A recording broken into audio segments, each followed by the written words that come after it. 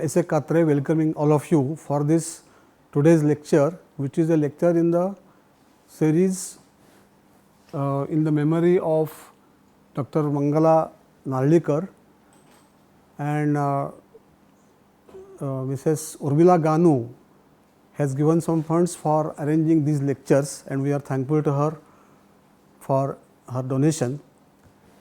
There have been 3 lectures before this, and this is the 4th lecture in this series, and this lecture is given by Professor Dinesh Thakur, who is here. He is from Rochester University and he is also adjunct professor at Bhaskaracharya Pratishthan. His topic of today's talk is distribution of primes, groups and roots. So, now I request Professor Thakur to start his lecture. Okay, thanks very much. I am honored and I am glad to be able to pay my respects to Professor Mangala Narlikar. I knew her since late 70s and early 80s from TIFR, when I used to visit there as a high school and undergraduate student, and she was doing her PhD in analytic number theory with Professor K. Ramachandra. And I knew K.G. Ramanathan, Professor K. Ramachandra, her other co-students like our past students like Professor Shori,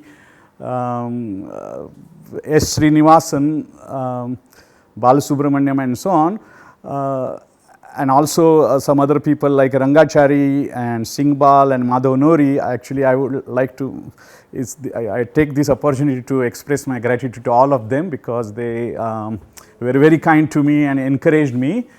And Mangalatai was busy doing her PhD as well as she had many other activities at that time. She was busy with her raising family and so on. So, we came to know her, we came in a more closer contact when they moved to Pune and got involved in Bhaskaracharya Pratishthan and Ayuka. And especially my uncle and aunt P.L. Deshpande and Sunita Deshpande, they were very close to Mr. Jayant and Mangala Narlikar because they had interest in spreading science education in India, and that was a common interest, and Mangalatai was dedicated to this cause. She wrote several books, she took part in educational activities and research activities. So, she used to come quite often to our house, would bring some delicious cakes. I think she herself made that, and our son enjoyed those things. And she recently, so at 2019 at the centenary of P.L. Deshpande, she wrote an article about Pulanse and Ayukache Sambandha. So, and then she wrote 2 weeks ago, you might have read another article in Lok Satta, which was written earlier but was published just 2 weeks ago, Harish Chandrachi Bhagini. So, the context was the donations and the copyright that Pula and Sunita Bai donated to Ayuka for the cause of spreading science education, because Ayuka gets funding from government for research, but not for other activities like that. So, that was the reason this was done. So, I am very glad to have this opportunity to thank her for all this. I will mention so now I will start with the mathematical part, and I will mention the mathematical things as I go along. So, I have chosen couple of topics related to teaching activities or some interesting teaching anecdotes loosely connected with Mangalatai's research interests, research activities and writings. Okay. So, I will start with the simplest thing, which is distribution of primes, which is one of the major goals of analytic number theory, her so to say interest in the beginning. So, distribution of primes, everybody learns Euclid's theorem that there are infinitely many primes, right. So, primes are building blocks, multiplicative building blocks for integers, which are obtained by just adding 1, 1, 1, 1, 1, and then you want to know multiplicatively they reduce to their product of primes and how are the primes distributed. And the simplest thing everybody learns in school is that there are infinitely many primes. So, my first story begins with that, and there is even interesting thing to say about this itself, which might be surprising. So, what is the usual proof that there are infinitely many primes? If P1 to Pn are primes, then any prime divisor of n is p1 times pn plus 1, because pi divides this, so it cannot divide n. So any prime divisor of n is a new one, right? So has a prime divisor not equal to pi, so that means there are infinitely many primes, right? That's the usual Euclid's proof of infinitude of primes. Now, when I was asked by Professor Katre to deliver these lectures, I looked at the books Mangalatai had written. So one of the books, which the title is, which was written jointly by Professor Jayan Narlikar and Mangala Narlikar. The title is Fun and Fundamentals of Mathematics. Fun and Fundamentals of Mathematics. This was an expository book.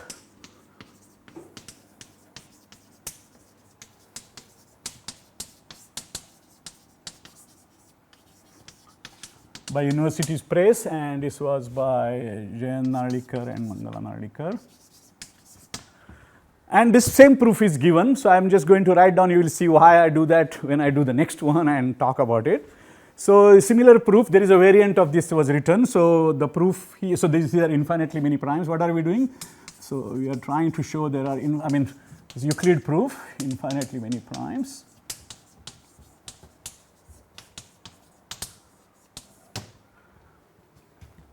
So what he says is you take all the primes.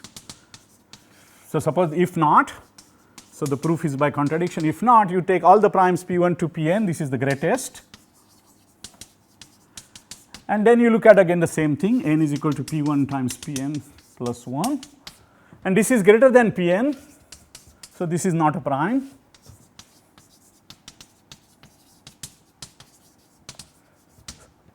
So then it says that, so it's divisible by one of the primes which is listed here. So it's divisible by pi. So n is not a prime. I'll just underline this for something. So it's not, it's divisible by some pi, and that's a contradiction because pi divides this. It cannot divide n, otherwise it will divide 1. Contradiction. So this is just a variant of what the same thing basically said slightly differently.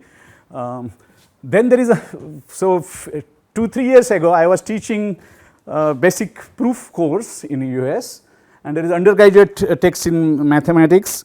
This is the text called, title is very similar to this, it's called Proof and Fundamentals. So Proof and Fundamentals. First course in abstract mathematics, fundamentals, by Ethan Block. This is undergraduate series, so UTM, undergraduate text in mathematics by Springer. So this is a very prestigious series of books. There is a GTM, graduate text in mathematics, and this is undergraduate text in mathematics, and this is second edition. And I was supposed to teach this proof. And usually you don't need to look at the proofs to win the book, but when I was going to the lecture, I just noticed that the proof takes more than 1 page. And I was saying, why does it take more than 1 page? So I am going to give you the proof, and then I will say what wrong things he does in this prestigious series in the second edition. And it's a elementary logic pitfalls, but what I want to say is these things still go on sometimes. So this is the proof starts similarly. So proof. I am not going to write down the whole page, 1 page proof, but I have given you reference, so anybody can check exactly what. I will just give you a compressed version and tell you what the mistakes are. Okay, and then I will go on with that. And I found it interesting that this is very similar titles and the same similar proof, and this is supposed to be much more advanced thing and they make big mistakes. So I want to talk about that. So what he says is again the same thing. If these are all primes, so these are supposed to be all primes, and that's why you get a contradiction. So he does the similar thing. So he says that claim. So he says if p1 to pn are all primes. So this is paraphrase, but it's correct. If p1 to pn are all primes, maybe let's like are all primes. Again, you look at this n. So this is all Euclid really, p1 to pn plus 1. This is greater than e. So he says he claim n is a prime. Okay. And then he says that, and the contract, but n is greater than Pn, which is the largest, so that's a contradiction, and that's why there are infinitely many primes. And what is the proof of the claim?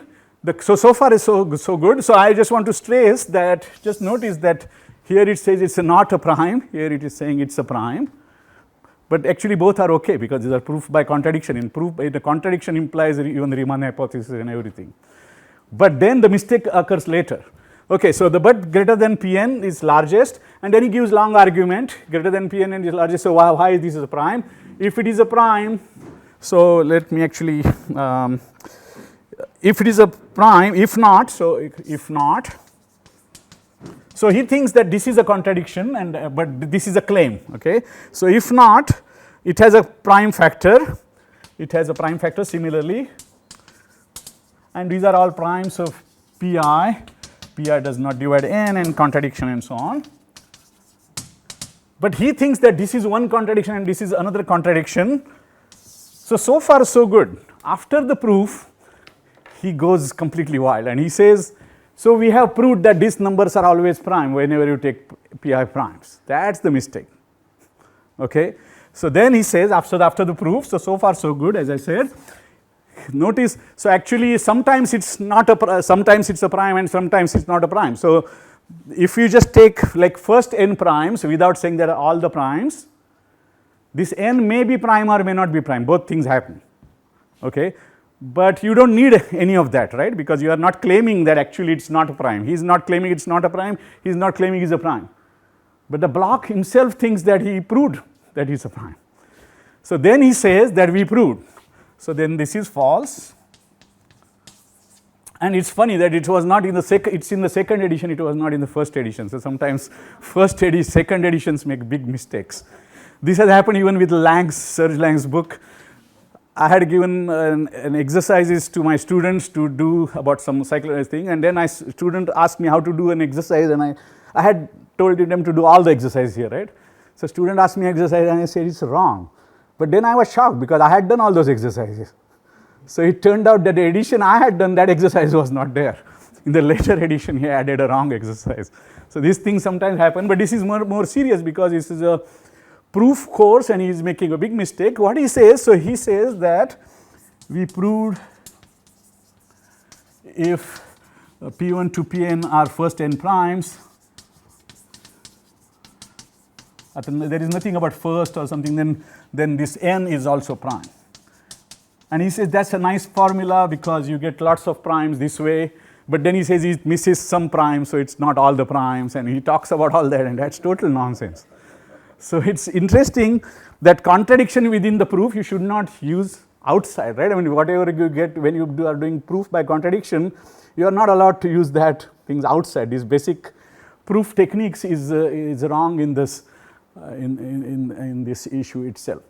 Okay, so that was my fun thing I wanted to mention. So elementary logic mistakes sometimes can get you wrong things like that. But what about formula? So in particular, in the beginning there are some of these are primes and some of these are not primes, right? I mean, it's not really well understood. But there have been mistakes on such things before.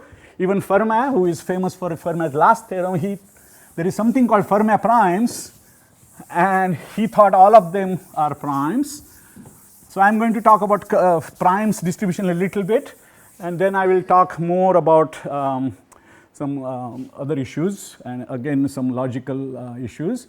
So Fermat's primes. So if you think of a power plus 1, so suppose e to the n plus n is prime. So I am writing a very simple exercise. Immediately you see that a has to be even, right? Because if a is odd, and I am saying that more than 1, say a is a prime, n greater than 1, say a, and n let's say greater than 1, then a is even and n is power of 2. Because if you have an odd power, a to the k plus 1 will be a factor, and that power will be a factor, and so on. So what you get is this thing becomes basically there is fn is 2 to the n plus 1. These are called Fermat numbers. So Fermat said all of them are prime. Okay. This is his sort of well known mistake. He wrote down first 5, 6 numbers, I do not remember exactly, those were all primes, and the next one onwards nobody knows any more prime. So, he was not totally doing the things randomly. These are actually not primes. We do not know whether they are finitely many or infinitely many, that is still not known. So, the conjecture was prime and this was false. We do not know whether there are finitely many or infinitely many. These things pass the primality tests. So, there is a simplest primality test done by Fermat, and the probability is very low that composite numbers pass this primality. But that probability, the problem with the probability is exactly that, there is non-zero probability. These are the numbers where often it fails. So, all these numbers actually pass the composite numbers and prime numbers, they all pass the primality test of Fermat. So, there is something theory behind this, that why there should be prime. It was not just a random thing, that is what I am saying. They are what is called base 2 pseudo primes. Okay. So, this was the thing. So, this is not a formula. There are two good formulas, and maybe not everybody is aware of that. So, I want to say there is one very interesting formula. There exists. So, fact, I am not going to say this comes out of Hilbert's 10th problem solution, and the fact is that the set of primes is exactly the same set as P of A to Z. So, there are A to Z, there are 26 variable polynomial. So, there exists, so there exists P, okay, belongs to let me say Z A to Z. So, 26 variable polynomial with integer coefficient such that primes are exactly the positive values such that P of these is positive and A to Z are all integers. Okay. So, what I am saying is there is a particular polynomial which you can write down, it is like half a page. This polynomial, the positive values whatever it takes are exactly primes, and all primes are positive values of these, and some values are negative. And but this is one of the useless but very interesting, theoretically very useful fact. It has to do with this Diophantine sets and list table sets and work done on Hilbert's 10th problem doing that. So, this is one formula I wanted to point out. In Bloch says that there is not much, this is a good formula, that is not a good formula, nobody knows really good formula. There is another formula which is Gandhi's formula, and I think that is an Indian mathematician, I didn't check. This Gandhi's formula looks like this, that it says that n plus 1th prime is integer ceiling of base 2 log of you take first n primes p1 to pn. So, almost like these products which we were doing here, you take first n primes, you take sum over all divisor, you use Mobius function divided by 2 to the d minus 1 and subtract minus half. So, it looks like an amazing formula, right. N plus 1th prime is obtained in terms of first n primes by a certain formula. This is a correct formula, but again this is a cheating in a sense that if you look at how much work is involved in calculating that, it is no good than what you learned in school. Just cross out all multiples and whatever is left is prime. This is just encoded well. So, this is the Mobius function and this is the formula, but this is, so there are other formulas which are all cheating, nobody has found very good formulas. Now, I want to say that how about, forget about formula, how do you get large, how do you generate large number? Okay. So, if you look at, there are every few years New York Times has a record, largest prime number known is found and so on. If you look at those numbers, these are all Mersenne primes. So, I want to say something about the Mersenne primes, and I looked at the Wikipedia, the largest known has like 20 million digits. Okay. So, Mersenne primes is instead of a to the n plus 1, you look at a to the n minus 1. Now, this has factor a minus 1. So, if n is n say greater than 1, then basically n this time n has to be a prime and a has to be 2. So, this means prime means this means 2 to the p minus 1, and this is called Mersenne prime if it's prime. So this p is a prime, it's forced. What I am saying is, if this is prime, A is forced to be 2 and n is forced to be prime, and this may or may not be prime, but that's a Mersenne prime. Okay? So they are going to play a role in my group theoretical part and other things. That's why I am bringing these things up. So Mersenne prime is these primes. Now given us, so there are two issues. Forget about formulas, there are no good formulas known. But as far as generating primes concerned, there are two things, I mean there are two issues. One is, if you have a large number, how do you test it for prime? Now that's where exactly school, you learn that mathematics is very different than just following definitions, right? School, finding something is prime or not is basically trying to factor it. If it doesn't factor, it's a prime. But that's the worst way you can approach whether something is prime or not. And this is another example of this is GCD. So in the school you learn that GCD means greatest common divisor. For small numbers you just find divisors and find the greatest common divisor, but that's the worst method of doing that, and the correct method is using Euclidean algorithm, which is much faster, and this was actually stressed by Mangalatai in her books for school children. She talks about GCD, how it comes from dividing length into equal things, and GCD comes in natural problems, and in a special topic she says that the GCD is not computed the way it's defined, it's much better computed by division algorithm. So this is very important, and this happens with primes themselves, and most of you know, but I want to say a few things about it. So primes themselves, I mean trying to factor is really a bad test. There are other tests called primality tests. So simplest one is Fermat's test, which is probabilistic test. So it for large random number, it fails with for composite numbers will pass as a prime with probability going to 0. So that's why it sort of works wonders. As you might have known that Agarwal, Kayal and Saxena, they made a big breakthrough by proving that, so here the benchmark is how much time does it take to factor things. So factor things, nobody knows what is nobody knows like a polynomial algorithm, and as you will learn in calculus, polynomials grow exponential grows much faster than any polynomial of any degree polynomial. So what I want to say is, for my primality test, there are something called strong pseudo primality tests, okay? And so if you have number n, large number n, to write it, you write it in a decimal expansion, right, or a binary expansion or whatever. So space needed is log to n or log n, right? Space needed to is log n. So if you have some polynomial time, if you can calculate it in a polynomial time, that's considered efficient, okay? Now Agarwal, Kayal, Saxena, they proved a test which needs something like log to the 12n. Okay, so it's a polynomial of degree 12, and that's a big breakthrough because nobody knew unconditional test like that, but nobody uses that test. Anybody can tell me why?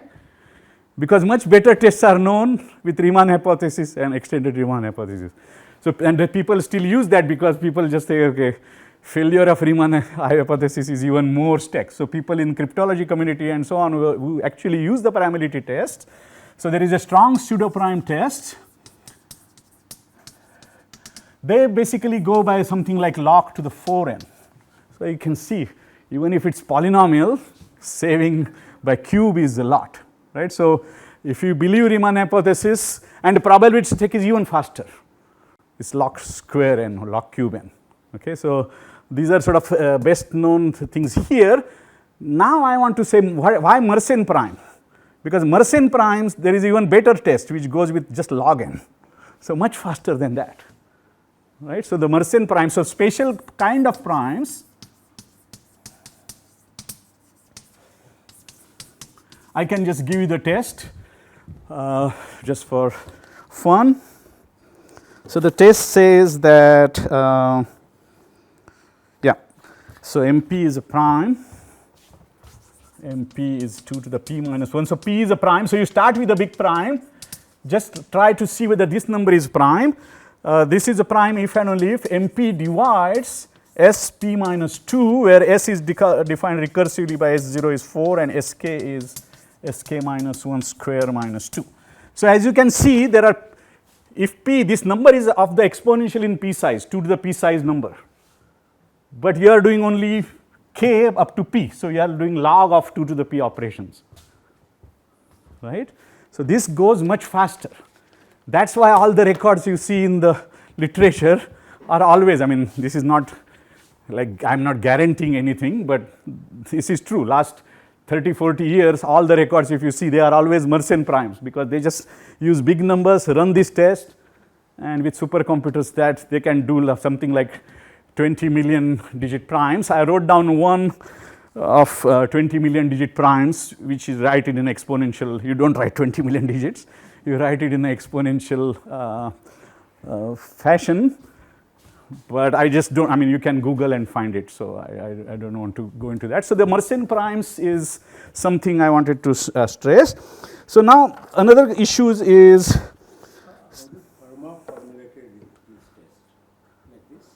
Fermat, I mean, Fermat proves his last little number. I mean, a to the p is congruent to a mod p, right? So if you take p, we don't know the prime or not, you just calculate this. That's fast, because you don't need pth power. You take repeated squaring. So the pth power needs log p operations. So it's very fast. Okay. So for log p operations, you find whether the difference is divisible by p. If it is not, you know for sure that it is not a prime. So that way is guaranteed. If it works, you think it's probably prime. That works with high probability for large numbers, but it fails. It fails sometime. That's the issue. Now you want a guaranteed test. So these tests are guaranteed. There are no failures, okay? Because you are actually claiming something is prime. But Fermat, and the strong pseudo prime is, I mean, something you look at p minus 1, you take out some 2's and look at the Fermat test for square roots and so on. So that test, and then there is some number theory you need to find out how many bases you need, and that needs Riemann hypothesis. So under Riemann hypothesis you have that many things. Okay, so that's how the sort of the number theory behind this works. So that's Mersenne primes and this thing. So now if you think of again, so let's go back to Euler's proof. N is equal to P1 to Pn plus 1. If you are interested in how many primes are there up to x, or if you are interested in what is the growth of Pn, you can sort of elementary induction shows that Pn is less than or equal to 2 to the 2 to the n. So I just give it as a exercise. So that means if you look at the number of primes less than or equal to x, is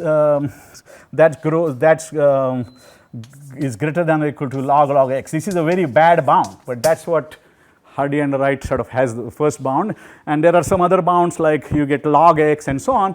The truth is that pi x is asymptotically to x over log x, and the nth prime is asymptotically to n over log n. That means the ratio of these sides tends to 1 as x or n tends to infinity.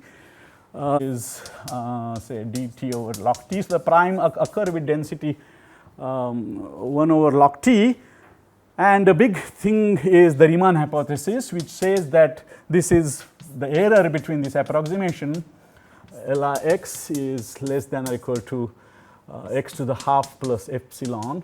So given epsilon greater than 0, there exists n such that this works for x greater than, this works for all x greater than n, something like that, right? So that's Riemann hypothesis. Yeah. These logs, to which base are they? These are base E. So E really comes very naturally in the prime numbers theory. Okay, E comes very naturally in the prime number theory, and actually that is a good question, because I am going to talk about two more one paper of Mangala Narlikar, which has E and the Euler's gamma in it, and group theory, and I want to say why it comes up like that. Anyway, I wanted to say one more thing here. One thing is here is, in this prime number theory is interesting, but there are even the, I mean, like I just showed Fermat made some mistakes, even our great Ramanujan has made several mistakes. He, for example, thought that there are more 4n plus 3 primes than 4n plus 1 primes as you go large, and many people thought that this doesn't change, eventually this thing is bigger than that, or the other way around. I mean, there is inequality, and then the largest number in mathematics at that time called Q's number. So again, I ask you to do Google search if your Q's number is something like 10 to the 10 to the 10 to the 34 or 9664 or whatever. This is under without Riemann hypothesis, with Riemann hypothesis. So the point is, Littlewood showed that at least at this number, the whatever people believed goes wrong. So Ramanujan and other people had made mistakes, and I want to, I mean, you are remembered by your genius work and not by mistakes, but I wanted to stress that because there is a lot of nonsense about, you know, Goddess telling him all these things and so on. So either maybe Goddess was testing him, you can always say that, but there are so this number shows that numerical things often go wrong. So numerical evidence up to that number is still not going to prove that it's correct, because after that number things go wrong, and this is a huge number, right? More than the number of seconds since Big Bang, or much more. I mean, these numbers had been improved now to something like 371 or something like that, but that's also a huge number compared to like particles known or number of other things. Anyway, There are more primes of type 4n plus 3 than. so it fluctuates. So if you look at the primes up to x of the time 4n plus 3 and 4n plus 1, so and you subtract, it changes signs infinitely often. But there is something called Chebyshev bias. That means instead of the natural density, if you use logarithmic density, then it's correct. But Ramanujan was not talking about Ramanujan density. So with the Ramanujan, not Ramanujan, logarithmic density. So in terms of logarithmic density, there is a bias. Chebyshev also made the same kind of mistake. So he also conjectured that, but now people know what is the correct thing. Littlewood already, so if you saw Ramanujan films, that has a lot of nonsense about this, but basically Littlewood and Hardy immediately knew that it was wrong. They showed that it was a big discovery after several years, but that's not really correct. Because Ramanujan had his own theory, but he did not think about the complex zeros of Riemann zeta function, and that's what is responsible for all that. So he thought that he was getting better approximations. But that's another story.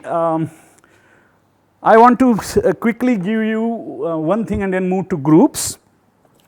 So let me just give me a second. I want to talk about the groups in a minute, but before that, I want to quickly give you another estimate. So I mentioned that there are things like log x which you come from the Euclid's proof. So look at this, just think of the set made up of primes, and we are looking at primes. So if this is true, the 1 minus p to the s inverse. Some can be approximated like a lower bound by integrals, 1 to x plus 1 dx over x to the s. This you can just calculate. So I am just going to give you one calculation which I had done when I was an undergraduate, and so then this thing, if you just primes are, you know, they at least I can just make a trivial estimate. This is less than or equal to 2, less than or equal to t, less than or equal to pi x. That's the number of primes up to x plus 1. So I get rid of primes. I use elementary algebra inequalities, and again use the integral estimate, and you get something here. And I make a trick. The main trick is I let the s depend on x. And what I get is, the conclusion is that pi x plus 1 is greater than or equal to 1 plus e to the square root of log x over e.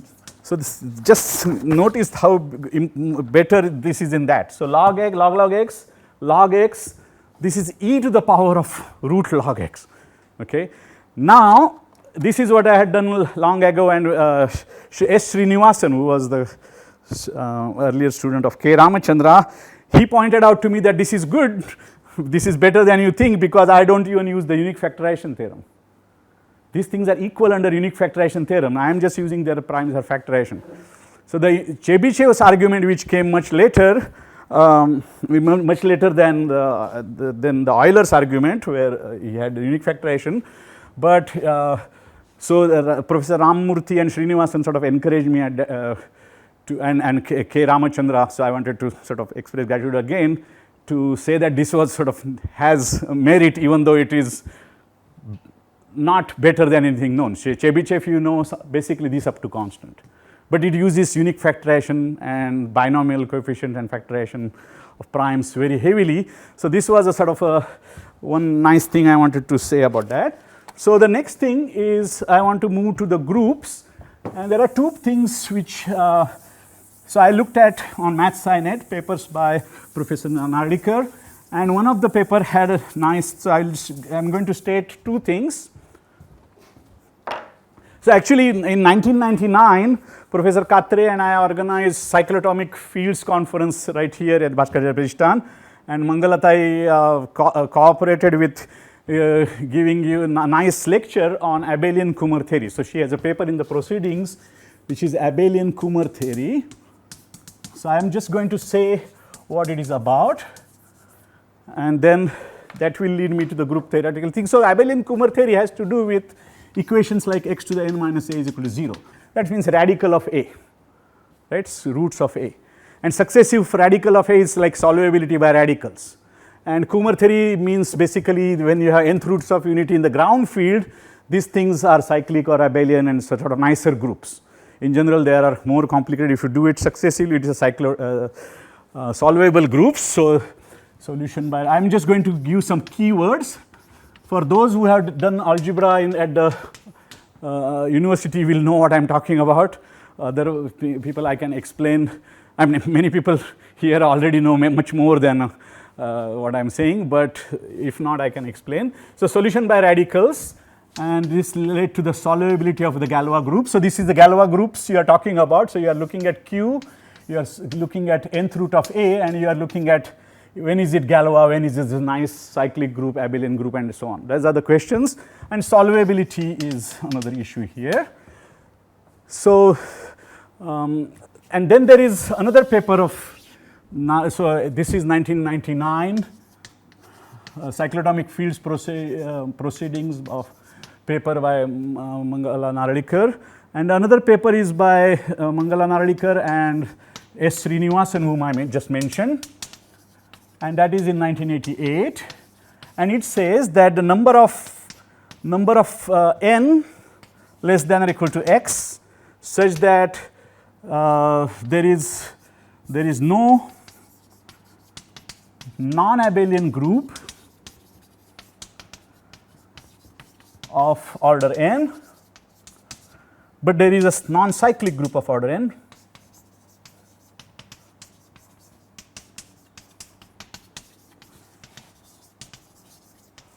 If you count how many x are like that, that grows like e to the minus gamma over log x. There is x here I think, and then let me just write it down and check. Some formula like that, asymptotic formula like that. So, I want to say quick remarks about this. Where is it?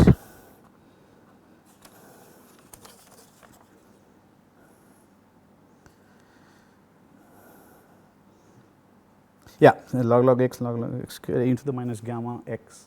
Yeah. So, you asked me whether in prime numbers the e is really base is, so this is base is e, but not only that, this is e and this is Euler's gamma all come up here, okay. And this is actually what I want to say is this is just a counting based on what is called a Mertens theorem. So, I will just write down Mertens theorem, which is known. So, it is much easier than the prime number theorem, which needs understanding of zeros on the real line s is equal to 1. Mertens theorem just needs behavior of the zeta function near s is equal to 1. So, it is supposed to be much simpler, and it was known long ago.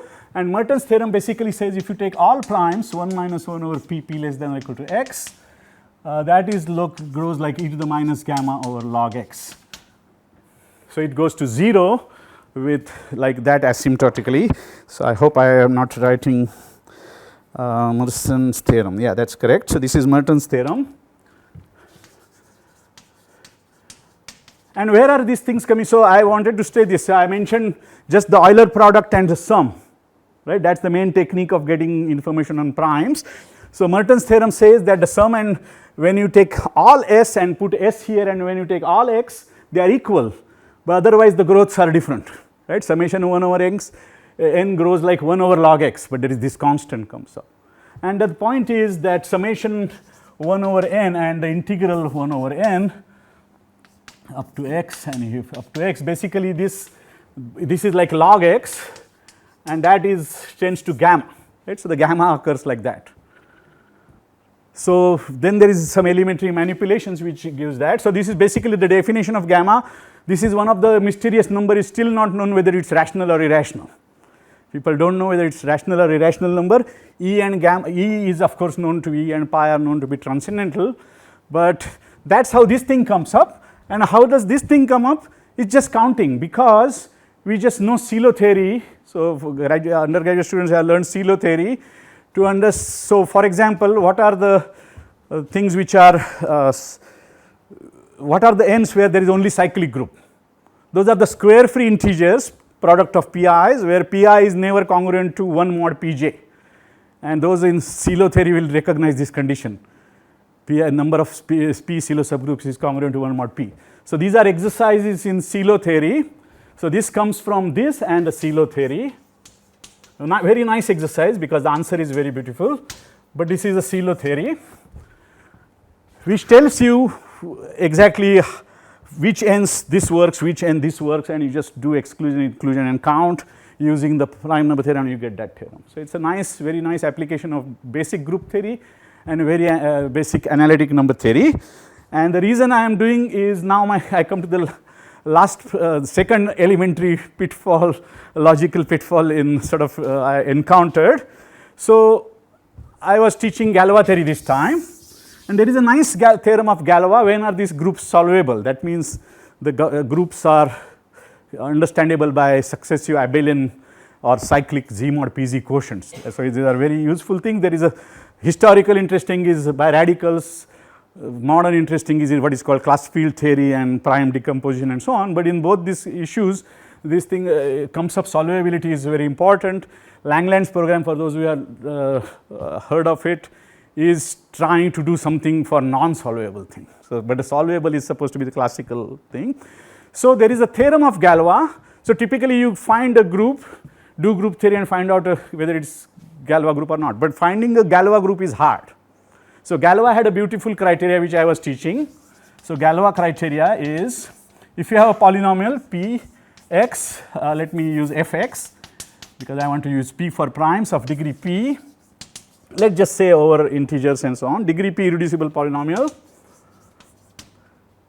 then you look at its splitting field, that means you just adjoin the roots and see whether it is the Galois group acts on the roots by certain kind of permutations which preserve all the structures, and he gave a criteria. So, Galois criteria was this, that this is solvable. So, Galois group of f is solvable if and only if, so let us just do it over q, this is more general, but let us just do it over q, is solvable if q adjoined with 2 roots of these polynomials is q with all roots, and you can take any 2 or some 2, and this is still works. Okay. So, this is a theorem which is very useful, because for example you do not need to calculate. So, I want to sort of say what is the application of such theorem, right. This is a theorem which was done by Galois in 1840, I think it done in published in 1846 and so on. Okay. What is the point here? So, degree p can be large. It is very hard to compute Galois groups. If you have learned in school, in university, you just do degree 4, 5, 6 and stop, right. And things, when things are large, this is very hard. But notice here, suppose you have a root, you have some if you have some real roots, it's very easy to find by intermediate value theorem. You don't have to find the roots, right? If the polynomial changes signs, there will be some roots. So suppose you have two real roots. Suppose that's easy to find if there are two real roots, and if you have one non-real root, then its group is non-solvable, because this will be real, this will not be real, right? So just by finding things like discriminant, if all the roots are real, the discriminant is a square, right? Because there is a discriminant is a square of the difference of the roots. So if the discriminant, so it's positive. So if the discriminant is negative, there is a non-real root, and they come in pairs. So if you have find some two roots, real roots, and discriminant is negative, you immediately know that this group is solved. So without finding groups, you can do that. Okay, so now the punchline comes. So I was just looking at on the internet for sort of more commentary on this, and I found a very interesting paper by Dalin, which is 2023, which was just when I was teaching this course, and it said that Abel. So I chose this. So if you remember, so I want to now say that I use these words, Abelian Kummer theory. So Abel, Galois, this both, and then Silo, and then I put Dalin. So Dalin actually I can bring in the story by saying that I erased that, but this Riemann hypothesis, the structural evidence for this, there is a numerical evidence, but numerical evidence, as I was saying, can go wrong. Structural evidence from function field, that also can go wrong, but structural evidence suggests some proof methods and so on. That was done by Dalin. He got a Fields Medal for that, and he got Abel Prize and so on. So now I want to give a story where all of these things are involved. We just saw that Mangalatai's articles had to do with Abel, Galois, Silo, right? And it's exactly the same issue. So apparently, so Dalin's paper said that in 1828, so even before Galois came into picture, Abel gave a criteria. So Abel gave a similar criteria, which I will say what it is. Abel gave for degree prime polynomials, Abel gave solvability criteria.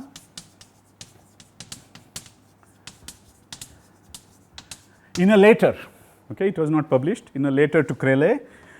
And then 19 or something, I have written the date, Silo published sort of edited collected works of Abel and said that Abel was wrong. Okay. So Silo said Abel was wrong, and this was in 1902. 1902 says that Abel was wrong. Abel is wrong for Mersenne primes. Okay, so I want to explain what is happening here for Mersenne primes. And 2022 or 23, Dalin says Abel is right. Always. What the hell is going on, right? So it was funny, and so I asked, and it was not clear. So this is what was written in the paper, that I will give this criteria. Silo said it's wrong, and he says we prove that he's right. So I said, what is the counterexample? Is the Silo's counterexample wrong? So apparently Dalin, when he wrote the paper, he didn't know that what the counterexamples were, so on. So I am going to say, but it's elementary logic pitfalls. The word any in mathematics is very ambiguous word. When you say in any case, does that mean in every case or some case? And this was exactly the problem. So Abel wrote it, and Silo interpreted any as a sum. So if there are any three roots, so I will say what the criteria is. Basically says that given any three roots, there will be if you can find one of the roots such that this is x, whenever the Galois group fixes the other two, it fixes that, then it's solvable, if and only if. That's the criteria. So it's very similar to that, not exactly that, because it's doing 3 by 3 each time rather than doing all, right? So it's slightly, in one direction it is more refined than Galois, in another direction it's slightly different. But so if you interpret it any as a sum, then Abel was indeed wrong, and for Mersenne primes, as I will explain. And if you says any as an every. So when you say anybody object, you are saying somebody objects, right? And when you say in any case this is true, that means in every case this is true. This is an ambiguity in mathematics. You have to be very careful in these things.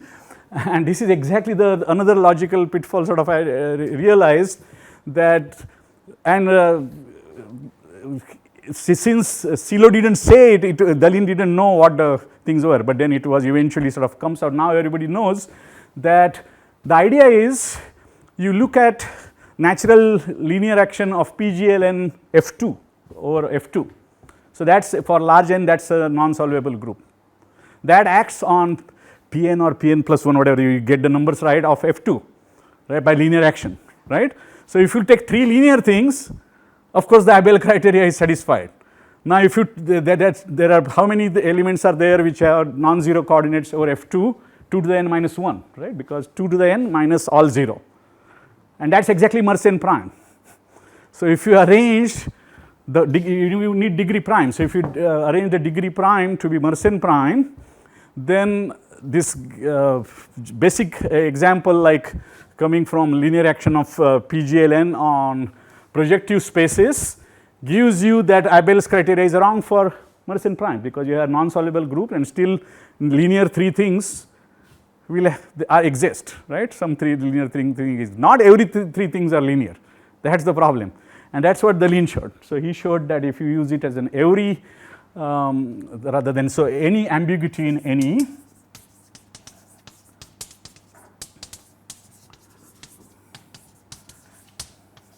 is this sum or for all. So for all corresponds to this, and for the sum corresponds to that. So so Silo didn't realize that Abel could have been right if it interpreted right. Abel probably knew what he was talking about, but he didn't give the proof in there, so it was unclear. And it's amazing thing is, with such a big names, it stayed for more than 100 years. That's what I find interesting, right? For more than all the names we learn about in school and undergraduate, graduate school and so on, it took more than 100 years. So Silo said that, and nobody discovered that Abel was right till just 2 years ago. Okay, so that's one more thing I wanted to say. Let me say what I skip few things.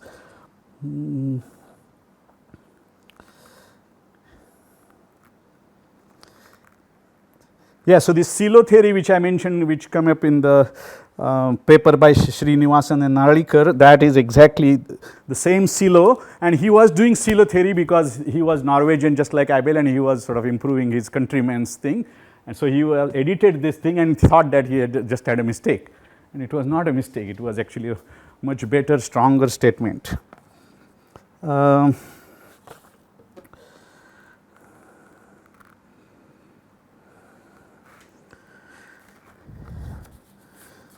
Okay, so maybe I will end, I still have 5 minutes, so maybe I will tell you a completely different, again, teaching story.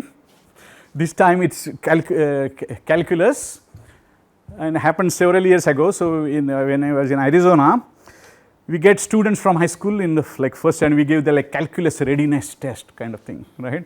Very simple test. We just test their basic limits and so on, because they have taken some course in calculus and so on. And so I gave a test where there was a simple question which I will mention later, and most students got that wrong.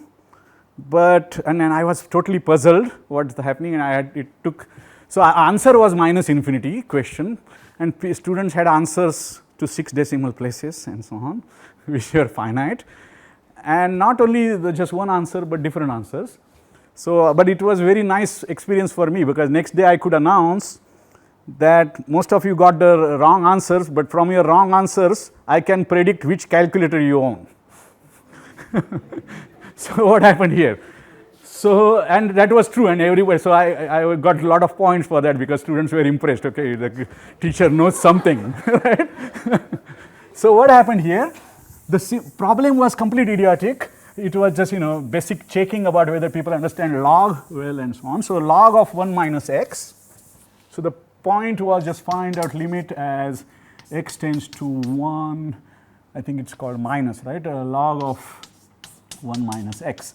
So x is, so this is going near 0, so that goes next to infinity, right. This, most of the students, they use what is called consortium, I mean the calculus is not at, some textbook which said that you use calculators and just try to see whether the limit stabilizes, okay. Now what happens is, if you put x is equal to 0.99999, you just keep on pressing that, right. Depending on your calculators, there is a default limit. Some calculators, so TI-83, TI-83, Casio and HP, those were the 4 calculators that time. And fortunately for me, the 4 calculators had 4 different default limits. One was the smallest number they could handle was 10 to the minus 13, 10 to the minus 14, 10 to the minus 15 or so on. So instead of computing minus infinity, students were giving me answers which was like minus 13 log 10 or minus 14 log 10, and they were giving it to the several decimal places. And I could predict this is TI-81, this is TI-82. So, you know, I thought I would end up this Mangala. I did so many nice educational activities. I thought this is sort of fun example in which you encounter sometimes in education, math education. So I think I'll end there. Yes.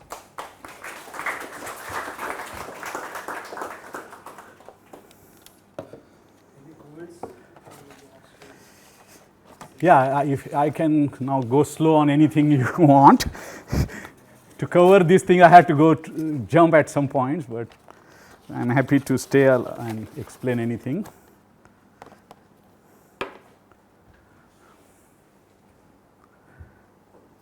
Any questions?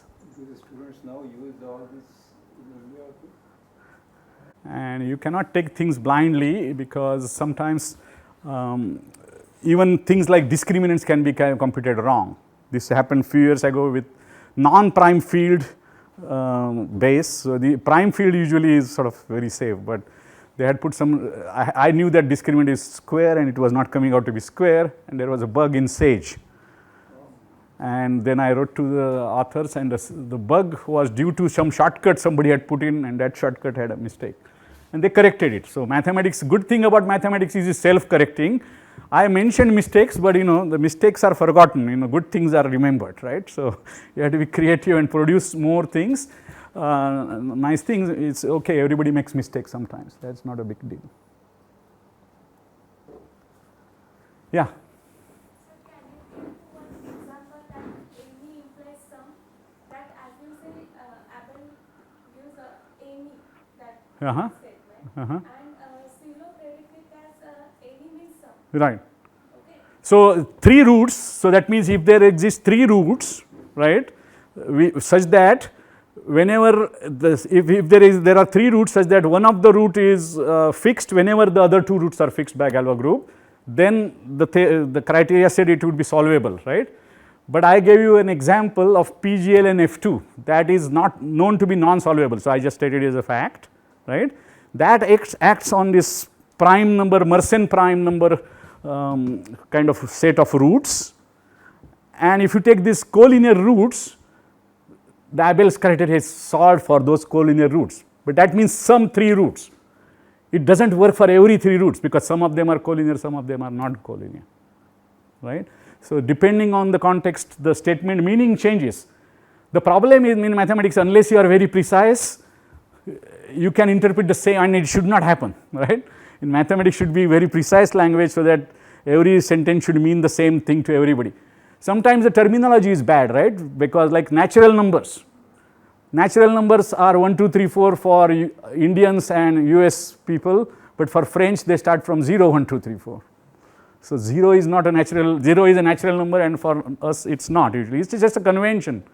But unless sometimes, and this is usually doesn't lead to mistakes, but sometimes it does, you know, if you are not careful, things are mistake. And any is an ambiguous word in such a respect. Or suppose you say a set contains, if the set contains 3 elements, something happens. Typically, is it at least 3 elements or exactly 3 elements? Big difference, right. And mathematics is ambiguous, but you should always try to avoid that. This is ambiguity in mathematics. If it has 3 elements, of course it has 4 elements, it has 3 elements. But your conclusions can be wrong if you are not careful. So this kind of, I chose these 2 examples which occurred in a very interesting fashion, right? I mean, so word was interpreted differently and people didn't notice for 100 years. This kind of things also happen.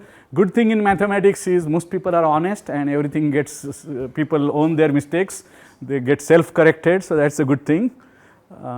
So mistakes are found and corrected usually. But did I answer your question? It's like, so when you say in anybody objects, that means if there is some objection like that, right?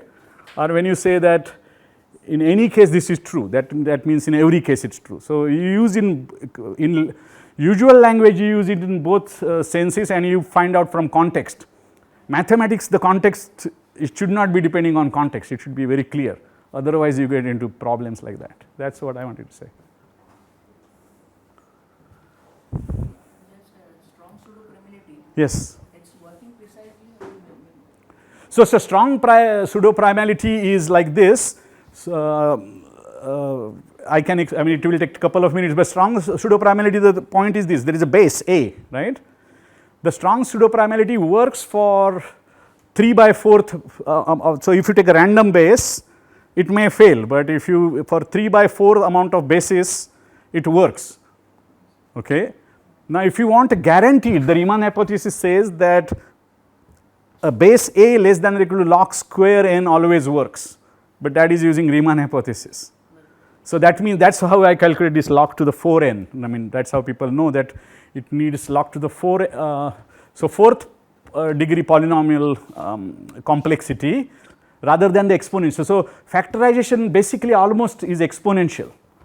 It's even billion degree polynomial factorization will be worse. The typical factorization method is worse than that, because what do you learn in school? You check up to square root of n, divides up to square root of n. So that's like almost n. Square root of n is like n, right? Log n is much smaller. So square root of n is just e to the 1/2 log n, right? So that is exponential, but if this is polynomial. And what a point I was making is Agarwal, Kyle, Saxena actually showed that it is polynomial, but that's degree 12, degree 4 with Riemann hypothesis and so on.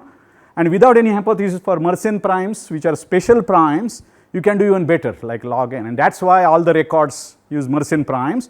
And I wanted to mention it just because they come up naturally in this Galois theory business, right? I mean that's the connection. So it's a, as I said, my talk was loosely connected with certain things which Mangalata did in her papers and in her writings. So I use an example from that book for prime numbers, and her paper about this group theory, and it has exactly to do with solvability and radicals and primes. And the other thing was about primes, right? Exponent E and gamma and so on. Yeah. Just a thought, I mean, whatever the methods used for Mersenne, can't it be applied for the Fermat's primes? So Fermat primes are, the problem is there are better tests for special numbers, that's the thing. When I say usual primality test, you want it for all numbers, right? Agarwal, Kyle, Saxena, or this strong primality, this is for all numbers. Some tests are probabilistic, some tests are for sure, those are for sure take more time. So it's a question of, and some things depend on conjectures. The conjectures can be wrong, right? So Riemann hypothesis is a conjecture. So there is issues like that. So the Fermat primes also I am sure. So there are a to the n plus 1, there are some special tests, but you have to do some search to find out what is the time complexity. 2 to the n plus 1 grows extremely fast, right? So they have, I think Euler, not Fermat went up to 5, 6. After that, all things they have done, they are always composite. So they don't even know whether there is even one more prime even. Question whether, theoretically you would be interested in knowing whether there are finitely many such things or not. If that's not known. Same thing with Mersenne primes, but Mersenne primes you can test fast and they have found primes. Fermat, I think you can test faster than the usual numbers, but they have not found any primes. AKS was further reduced to log raised to 6. I think that I am not. I think that was depending on some conjectures again, if I remember right. But maybe I'm wrong. Because after that 12, then people wrote some papers and reduced it to 6. That's what I think it was bigger than 12, but maybe I'm wrong. This time I did it just depended on memory, which can be faulty. So don't take it very seriously whether it's 12 or 6 or 11. It's certainly more than what I said. So you were saying that the constant involved, that was very big, so that because of that, because some constant comes there. yeah. So that was very big. No, both the issues. I mean, the power doesn't tell you the story. Yeah. See, somebody said that in these asymptotics are on long run, right? I mean, when things are very large. So my colleague John Brillard had a very nice thing. He said, for practical people, long run is no good. In long run, everybody is dead. That's what he said. So. So it can be second power and huge constant. That's bad than 12th power for practical numbers. But this is when all n's are large. We are doing asymptotical analysis. But you are absolutely correct. For practical purposes, the constants as well as the degree, everything matters. That happened with this Narendra Karmarkar's thing, right? I mean, Karmarkar, so Kanchin had a polynomial algorithm. Karmarkar brought it much better constants and degrees, which made it, and so sizes, it made it practical. And the polynomial algorithm was already known by Kanchin, but so the constants and of course all details matter at the end. But asymptotics are easy. Asymptotics and statistics is easy. Actual getting, sorry, I mean there are other aspects are involved when you are in actual making something there. Any other questions? I would just like to mention that Professor Narlikar, Mrs. Narlikar, she had this article, Abelian Kumar theory, in the book Psychoeconomic Fields and Related Topics. So that book is available with the Bhaskaracharya Pratishthan, and also this article is available on the website of Bhaskaracharya Pratishthan. So those who are interested can see that article. Apart from that, Mrs. Narlikar had given lectures for college students on the topic rings and modules. So ring theory basically. So those lectures are also available, and I think they are available on the website or the YouTube link. I think YouTube link. So you can see those also. So I also thank Professor Thakur for very interesting lecture. He also these lecture notes for Raghavan Narasimhan on analysis. Okay. I don't know the book form, but I think I have seen the original. Notes, I see. lecture notes or something? Yeah, she wrote those notes. At least her name was there, as I remember. Raghavan Narasimhan gave some fantastic courses as usual. Real analysis, complex analysis. Are these TIFR pamphlets or something? Yeah. It okay. was big volumes, but not printed. It's Cyclostyle or something at that time. But she also wrote that, and so I was under the impression that she was studying with Raghavan Narasimhan. Yeah. That's not true. I have not seen that. Yeah, I don't know. No, whether she studied with Raghavan Narasimhan or whether she studied with Ramchandra. She was a student of K. Ramchandra. Officially. But her thesis was also with K. Ramchandra. I don't know other thing. Number 3 main. Yeah. It was probably with Ramchandra only. Yeah. Yes. So I thank Professor Thakur once more for the reason that he also discussed some topics on which Narlikar madam did some research. This was not said earlier any time in the Pratishthan. So, and also this paper, I would say that it is, I think, down to earth in the sense that even it's very the nice college content. students can read it and understand it quite well. That's what I see. Also related to group theory, which is studied by the college students. So thank you again. Yes.